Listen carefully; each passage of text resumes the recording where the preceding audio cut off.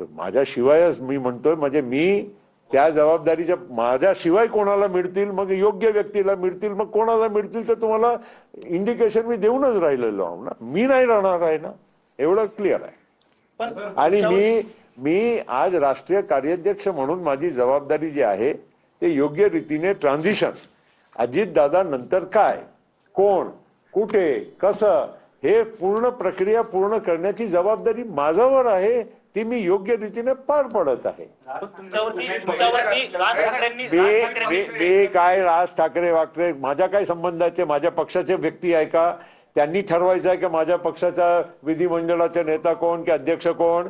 आम्ही काय राज ठाकरे किंवा इतर कोणाचे सकाळची जे 9 वाजताची जे तुमची बुलेटिन आहे की वगैरे वगैरे, किंवा कोणी तेलंगणाच्या वार आहे, हे सगळे लोक येऊन आम्हाला सांगतात की आम्ही आमच्या पक्षामध्ये काय करायचं. आम्ही योग्य निर्णय घेतलेला आहे पहिला, आणि दुसरा योग्य निर्णय घेण्याच्या आम्ही प्रोसेस मध्ये आहोत. अनेक नेते विलिनीकरणाच्या संदर्भामध्ये प्रश्न उपस्थित करत आहेत. तो विषय आता पहिलं आमच्या पक्ष, आमच्या घर, आमच्या विधिमंडळ हे सगळं सेटल केल्यानंतर बाकीच्या काही असेल तर विषय आम्ही तेव्हा बघू. आज तो विषय आमच्या पुढे नाही. आज आमच्या विषय एक मिनिट भाई, आमच्याकडे विषय एवढाच आहे की आमच्या पहिला विधिमंडळाच्या नेता निवड करायची, उपमुख्यमंत्री पद भरायचं, ते झालं. आता आम्ही आमच्या पार्टीचा निर्णय घेणार आहोत. पार्टीचा निर्णय मी तुम्हाला सांगितलं, ही जबाबदारी माझ्यावर आहे की पुढच्या प्रोसेस पूर्ण करायचं, ही मी पार पाडत आहे. त्याच्यापेक्षा मी हे करत असताना लोक उलट सुलट बातम्या चालवून राहिले.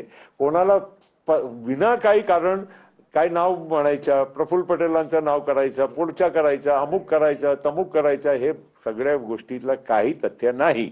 आणि मी तुम्हाला सांगतो ना, मला काहीच मी या स्पर्धेमध्ये कधी कोणी सांगितलं, कधी मी बोललो आमच्या पक्षाच्या, राष्ट्रवादी काँग्रेस पक्षाच्या, अजितदादा पक्षाच्या एकही व्यक्तीने काही नाव घेतलेलं आहे का? नाही. लोकांच्या भावनेचा विचार तुम्ही म्हणताय. राष्ट्रीय अध्यक्ष पदासाठी तुम्ही लोकांच्या भावनेचा विचार करू असं म्हणताय, याचा अर्थ असा घ्यायचा का? आणि मी नाही त्या स्पर्धेमध्ये. पण सुनेत्रा पवार त्या ठिकाणी असतील का? कारण जशा पद्धतीने महाराष्ट्रामध्ये गोष्ट होती. एक मिनिट, एकत्र झाले तर तुमचं महत्व संपेल आणि म्हणून तुम्ही ते होऊ देत नाही, असा थेट आरोप तुमच्यावर केला जातोय. एक मला सांगा, आज आमचा पक्ष आज आहे की नाही? काल्पनिक किंवा पुढच्या काय करायचं तो विषय नंतरचा. आज आमच्या राष्ट्रवादी काँग्रेस पक्ष जसा आहे त्याचा निर्णय घेण्याची प्रक्रिया आम्ही करायची की इतरांनी करायची, हे पहिला स्पष्ट मी करू इच्छितो. आणि हे करत असताना, आमचे निर्णय घेत असताना, मी राष्ट्रीय कार्याध्यक्ष आहे, त्याची जबाबदारी माझ्यावर आहे की नाही. ट्रान्झिशन म्हणजे अजितदादा नंतर कोण, कुठे, हे करायची जबाबदारी माझ्यावर आहे. म्हणून मी सामोर दिसतो, म्हणून मला सामोर राहावं लागते. सुनील तटकरे महाराष्ट्राचे अध्यक्ष आहे म्हणून त्यांना सामोर राहावं लागते. ही प्रक्रिया पूर्ण करायची जबाबदारी जी लोक अजितदादा नंतरचे जे पदाधिकारी आहेत त्यांच्यावर आहे. आणि म्हणून मी काम करत असताना पहिला माझी प्राथमिक जबाबदारी आहे की आमच्या विधिमंडळाच्या नेता आणि उपमुख्यमंत्री हे कोण असायच्या, पद भरायचं, ते झालं.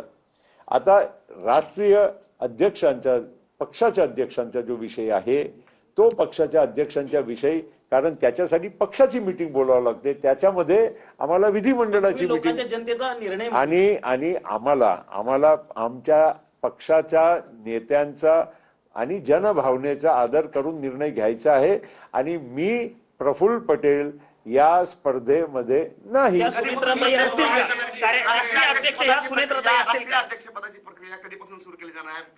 अरे काही आता माझ्या काय म्हणणं आहे, आम्हाला आमच्या पद्धतीनं करू द्या ना. आम्ही सुनेत्राताईच्या बद्दल आमच्या मनामध्ये किती आदर आहे, अजितदादाच्या बद्दल, त्यांच्या कुटुंबाच्या बद्दल आम्हाला किती प्रेम आणि सन्मान आहे, हे आम्ही आमच्या पद्धतीनं आम्हाला ते पूर्ण करू द्या.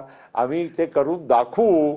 कुठेही कोणालाही किंतु परंतु शंका कुशंका करायचा कारण राहणार नाही. पटेल साहेब संदर्भात काही चर्चा केली होती का?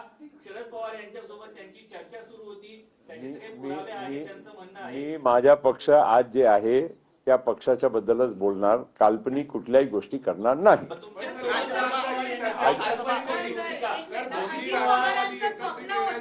अजित पवार यांनी तुमच्यासोबत काही चर्चा केली होती का? अजित पवार यांनी तुम्हाला काही मेसेज दिला होता का? मी यांच्या संदर्भात चर्चा वारंवार हेच म्हणलं कारण तुम्ही राष्ट्रीय कार्याध्यक्ष होते, मी- अशी काही चर्चा झाली का? माझ्या परीनं एवढंच सांगू इच्छितो की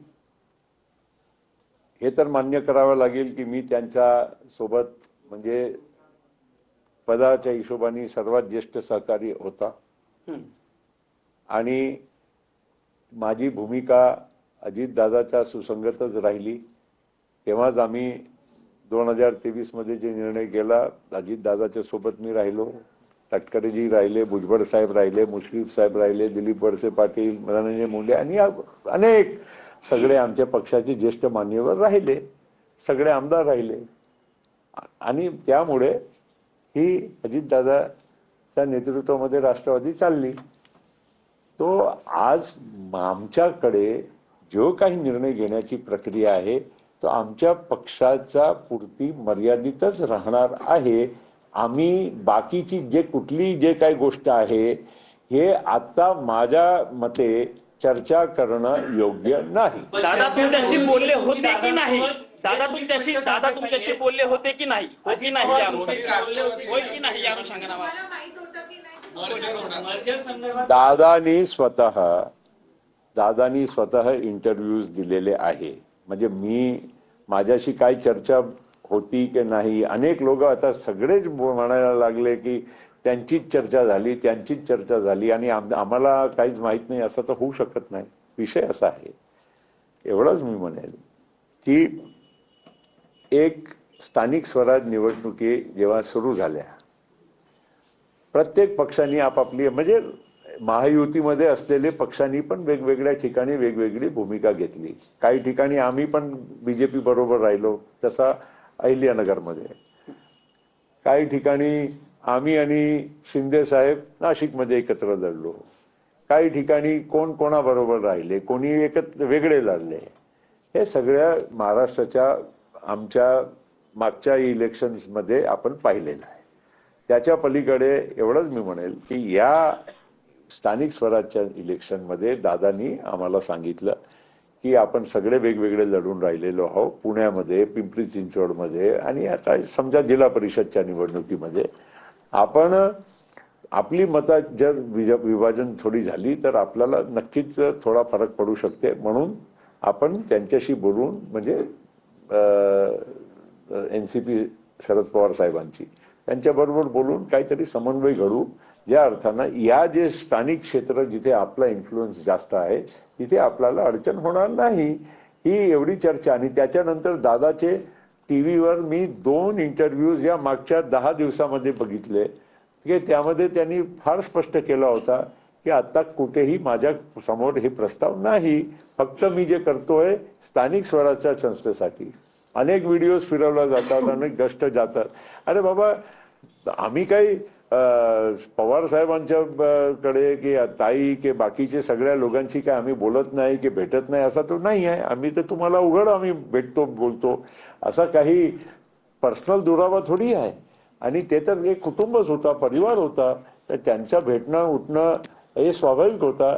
त्यामुळे माझी आपल्या सगळ्यांना विनंती आहे की पहिलं आम्हाला आमच्या घर, आमच्या पक्ष याचे सर्व जे विषय आहे आम्हाला सेटल करू द्या.